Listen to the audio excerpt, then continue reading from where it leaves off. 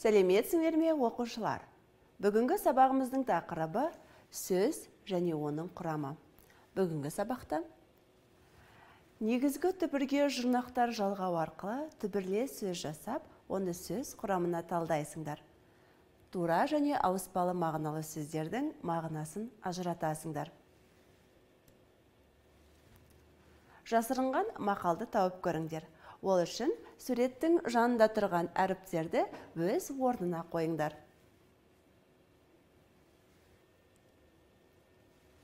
Тіл, ақылдың өлшемі. Жасырынған мақал тіл, ақылдың өлшемі. Балалар, Тұманбай Молдағалиевтің «Ана тілі» атты өлеңін бірге оқиық.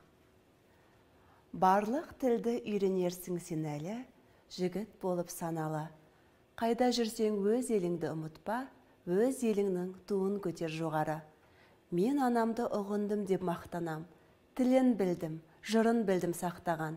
Өз анасын сыйламаған пақырлар, отанын да сыйлап көрген жоқ балам.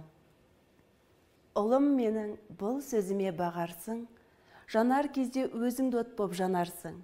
Менің қазақ жүрегімді ал тілімді, ал басқасын өзің тауып аларсың. Мұндағы бағарсың сөзінің мағынасын білейік. Бағу, бұл жерде назар аудару, көңіл бөлу. Көп нүктенің орнына тиісті қосымшаны жалғап, мәтінді қайта оқиық. Қазақстан. Қазақстанның мемлекеттік тілі қазақ тілі. Мұнда басқа да ұлт өкілдері тұрады. Олар бір-бірімен тату. Қазақстан біріккен ұлттар ұйымына мүше болып енді. Мұндағы жалғаулардың қалай жалғанғанына назар аударайық. Түбір сөздің соңғы дауысты дыбысы жуан болса, оған жалғанатын қосымша да жуан болады. Қазақстанның. Түбір сөздің соңғы буынындағы дауысты дыбыс жіңішке болса, оған жалғанатын қосымша да жіңішке болады. Өкілдері бір-бірімен.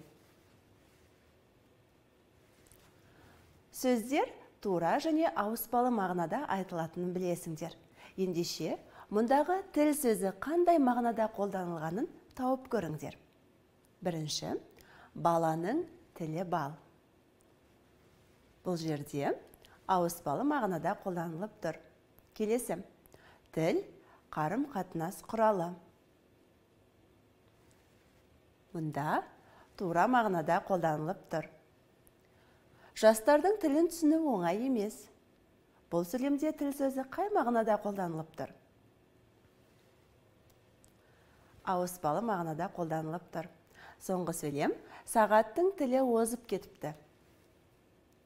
Бұл сөйлемде тіл сөзі ауыспалы мағынада қолданылып тұр. Сендердің де дұрыс тапқандарыңа сенемін. Балалар, келесі тапсырмада сөз жұмбақ берілген. Сөз жұмбақты шешіп, боялған торкөздегі жасырынған сөзді табайық. Бірінші, мемлекеттік рәміз. Ту. Екінші, әріптер қатары. Әліпби. Үшінші, үй құсы. Тауық. Төртінші, мемлекеттік рәміз. Елтаңба. Бесінші, ешкінің төлі. Лақ. Алтыншы, сұйық зат. Су. Жетінші, сүттен жасалған тағам. Ірімшік. Сегізінші, мемлекеттің аты. Қазақстан. Тоғызыншы, музыкалық аспап. Домбыра. Оныншы, қарым-қатынас құралы. Тіл. Соңғы, түнде ұшатын құс. Үкі. жасырынған сөз қандай? Тәуелсіздік. Келесі берілген сұрақтарға жауап беріңдерші. Тәуелсіздік күні қай күні атап өтіледі? 16 желтоқсанда атап өтіледі. Биыл еліміздің тәуелсіздігіне неше жыл толады? Еліміздің тәуелсіздігіне 30 жыл толады. Елімізде тәуелсіздіктің құрметіне арналған қандай ескерткіштер бар? Алматы қаласында тәуелсіздік таңы, Нұр-Сұлтан қаласында қазақ елі және басқа өңірлерде көптеген тәуелсіздіктің құрметіне арналған ескерткіш бар. Келесі берілген мәтінді көшіріп жазыңдар. Қазақстан біздің атамекеніміз. Ол 1991 жылы 16 желтоқсанда тәуелсіздігін жариялады. Еліміз әлемге танылған мемлекет болды. Балалар, соңғы сөйлемді қайта оқиық. Еліміз әлемге танылған мемлекет болды. Бұл сөйлемдегі сөздерді сөз құрамына талдайық.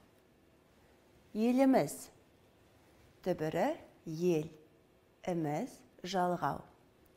Әлемге, түбірі әлем, ге, жалғау. Танылған, түбірі таны, ған, жұрнақтар. Мемлекет, түбірі мемлекет. Болды, түбірі бол, жұрнақ болады. Бір түбірден жасалған сөздерді түбірлес сөздер деп атаймыз. Ендеше, мұндағы берілген сөздерден түбірлес сөздер жасап көріңдер. Мұнда бізге өнер, біл, су, әдеп, бала сөздері берілген. Өнер, өнерлі, өнерпаз. Біл, білім, білгіш. Су, суат, сулы. Әдеп, әдепті, әдептілік.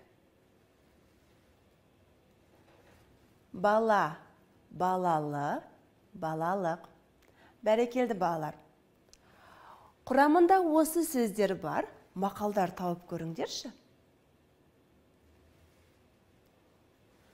Мақалдарды бірге оқиық. Бұл мақалдарды көшіріп жазып алыңдар.